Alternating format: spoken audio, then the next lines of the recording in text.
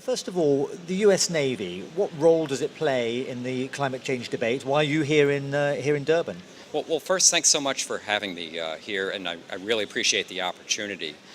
The reason the United States Navy is interested in climate change is we see this as very fundamentally a change in the world's geography.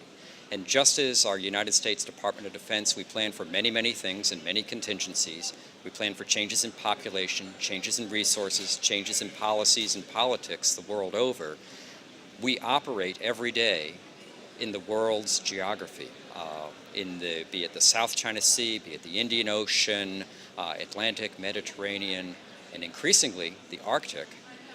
And if we frankly did not plan for these changes that are becoming extremely apparent to us, I would be negligent in my job to ensure that our Navy is ready for the 21st century. So just to be clear, you are seeing fundamental changes as you get, and you presumably get to areas where other people don't get very often. So you are seeing fundamental changes in climate change patterns. Absolutely. Some of the easiest changes, if you will, to see are those that are going on in the Arctic right now. Thanks to our Canadian friends, I was hosted up in the Canadian Arctic just 10 days ago. And talking to many of the Inuit people up there, as well as other Canadians who have lived for decades in the Arctic, they all to a person told me how the ice is melting earlier, how it is freezing later, how it is changing their patterns of life, how it is changing their patterns of hunting. When you couple that with our satellite observations and on-the-ground observations that show how dramatically the ice has not only receded but also thinned, so that we really have less ice in the Arctic now than at any time since we've been taking measurements, the changes are frankly quite stunning.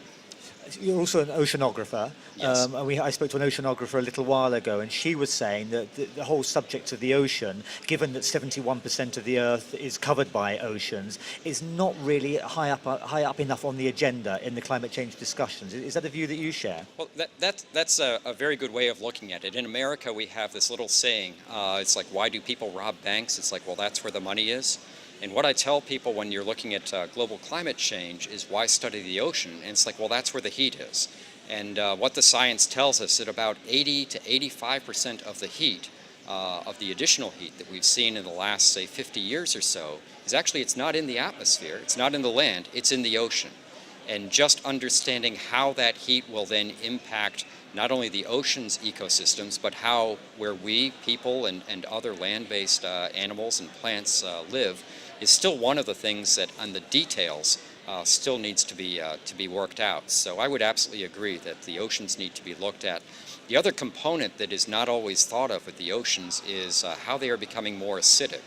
And that's an issue indirectly for the United States Navy, because about 1 billion people every day today get their protein from the ocean. And if those ecosystems go in trouble, then you have to start asking yourself, how will that impact human security and national security? You're quite obviously, from your uniform, a leading member of the United States Navy, which works for the United States government, represents the United States government abroad. You've said that there are it's blatantly obvious that there are climatic changes in the world, yet your government has come under a great deal of criticism here at COP17 for not acting quickly enough, not acting enough, basically, to try to reduce carbon emissions. Where do you fit into that argument? Well, that's a great question, and this is where I have the advantage of just being a simple sailor, and I tend to leave the politics to the politicians and the diplomacy to the diplomats.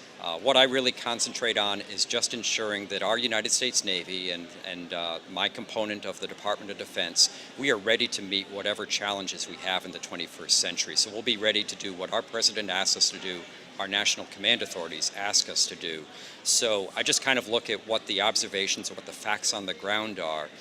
But as far as the policies of the United States government, we got a lot of really smart, really hardworking men and women who work that, and that's really their lane. They know that we are working through these issues, and then it's really just simply the policies of the government. But you've passed the information on. We know that you have passed that information on. So now it's just down to them as they decide whether they act on that or not. Exactly. We have roadmaps that are out for public distribution. Anybody can go to the internet and see our U.S. Navy's climate change roadmap, our Arctic roadmap, Those are being widely distributed within our government. We have testified to our Congress on how we see these changes. And again, we just at that point we let the political process work, and like all of us, we have a boss, and we follow the guidance and direction of our boss.